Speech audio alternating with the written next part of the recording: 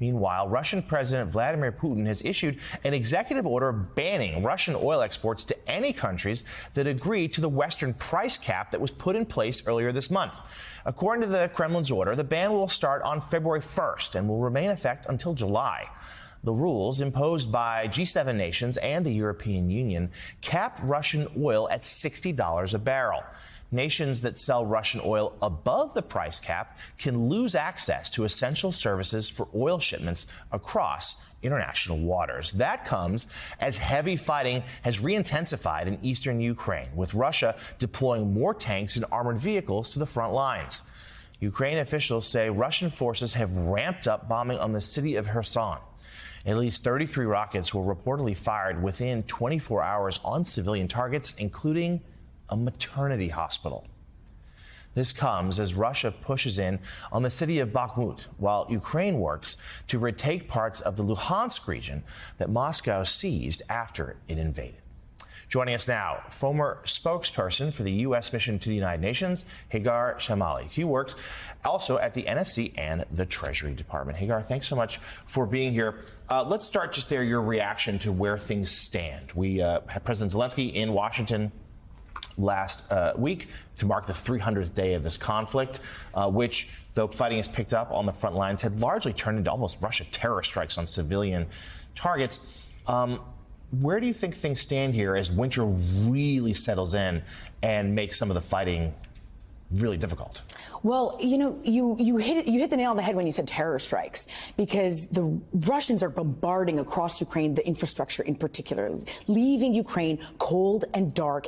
And it's a part of an effort to demoralize Ukrainians, but it hasn't demoralized them. Now, it's a difficult tactic because for Ukraine, while they are they're engaged, the military remains strong, they are still pushing back, and Russia continues to retreat.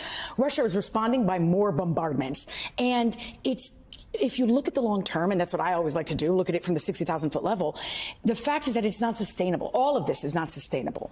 And both in terms of how long Russia is going to do this, how long the Ukrainian military is going to remain in high spirits, how much the civilians can take of this kind of abuse and torture, and also, by the way, how much support the United States and Europeans can continue to give Ukraine when it comes to their military. I heard you just call something cold and dark. I was thought if you were talking about Ukraine, you're talking about Lemir's soul. Oh, well, that's a tough comparison, Heilman. Let's move on. I think you were talking about Ukraine under Russian assault. So I totally agree. I think the common sense view of like it's unsustainable. This can't go on. How does but at both sides are dug in. And given what Ukraine's kind of non-negotiables are, and given where Russia's non-negotiables are, I asked Richard Haas yesterday on this show what he thought. He said years. This could go on. It might not be sustainable, but it could go on for years in a kind of ugly stalemate. Do you see some other way out? No, so it could go on for years, easily. And a lot of conflicts like this do drag on for years, especially when the international community doesn't pressure enough to move the sides to the negotiating table. I handled Syria at the White House the first 2 years of the Syria crisis. And I'm a big believer that letting any kinds of wars of this kind drag on this way only risks escalation, spreading further atrocities. Some of these atrocities are horrific that are happening in Ukraine, and they could only get worse. There are a lot of tools in Russia's toolbox they haven't used yet. They haven't used tactical nuclear weapons. They haven't used biochemical weapons. They have been, a report I just saw in the Washington Post, they have abducted 11,000 children from Ukraine to ship them to Russia to brainwash them. It's an attempt at ethnic cleansing, right? So this could get even worse. Something that when I handled Syria, we said, no, it can't get worse, and it did.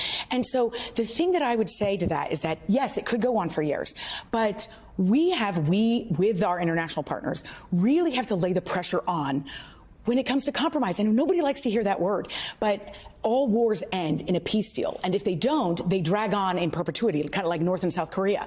And you don't want that in a situation like this, especially when you're dealing with Russia and a democracy.